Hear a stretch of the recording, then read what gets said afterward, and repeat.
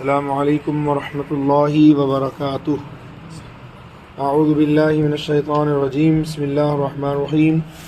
درود شریف پڑھیں۔ اللہم صلی علی سیدنا مولانا محمد معدن الجود والکرم وآلہ وصحبہ وبارک وسلم علیہ۔ قرأت میں غلطی ہو جانے کا بیان آپ سماعت کر رہے ہیں۔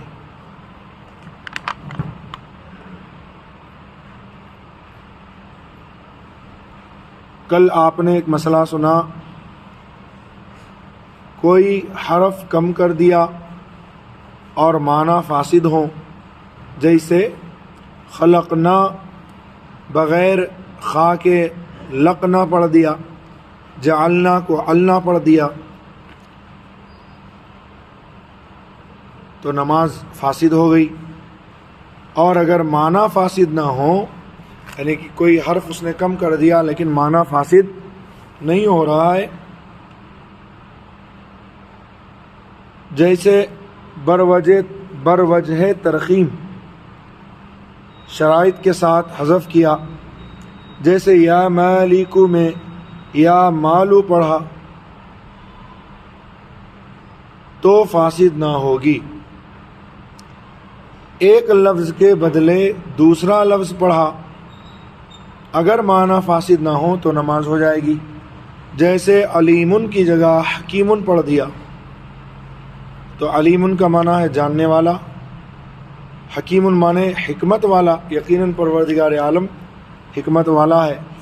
تو اگر علیمن کی جگہ حکیمن پڑھ دیا تو نماز ہو جائے گی، اور اگر معنی فاسد ہوں تو نماز نہ ہوگی۔ جیسے وعدن علینا انا کنا فاعلین میں فاعلین کی جگہ غافلین پڑھا، یعنی مطلب یہ ہے وعدن علینا ہم پر ہے وعدہ، یعنی ہم نے وعدہ کیا ہے، انا کنا فاعلین، اور ضرور ہم اس کو کرنے والے ہیں۔ جب ہم نے وعدہ کیا ہے تو ہم اس کو کریں گے۔ اور غافلین کا مطلب فاعلین کی جگہ فاعلین کا معنی کرنے والا، اور غافلین کا معنی غافل معاذ اللہ، تو نماز یقیناً فاسد ہو جائے گی۔ اور اگر نصب میں غلطی کی، نصب کہتے ہیں زبر کو، اور منصوب الیہ قرآن میں نہیں ہے، نماز فاسد ہو گئی۔ جیسے مریم ابنۃ غیلان پڑھا اور قرآن میں ہے تو فاسد نہ ہوئی۔ جیسے مریم ابنۃ لقمان، اس نے پڑھ دیا غیلان، لقمانہ پڑھ دیا اس نے، تو فاسد نہ ہوئی۔ حروف کی تقدیم و تاخیر میں، یعنی آگے پیچھے حروف ہو گئے، تو اس میں بھی یہی ہے کہ اگر معنی فاسد ہو تو نماز نہیں ہوگی، اور اگر معنی فاسد نہ ہو تو نماز ہو جائے گی۔ جیسے قصورتن کو قوسرتن پڑھا، عصفن کی جگہ عفسن پڑھا تو نماز فاسد ہو گئی۔ انفجرت کو انفرجت پڑھا، تو یہ دونوں لفظ قریب المعنی ہیں۔ انفجرت کا معنی ہوا کہ کھلا ہونا، اور انفرجت، یہ دونوں قریب ہم معنی ہیں، اس لیے نماز فاسد نہیں ہوگی۔ اور یہی حکم کلمے کی تقدیم تاخیر کا ہے، یعنی کسی کلمے کو آگے پیچھے کر دیا، جیسے لہم فیہا زفیر و شہیق میں شہیق کو زفیر پر مقدم کیا، اور لہم فیہا زفیر و شہیق کی جگہ لہم فیہا شہیق و زفیر پڑھ دیا، تو نماز فاسد نہ ہوئی۔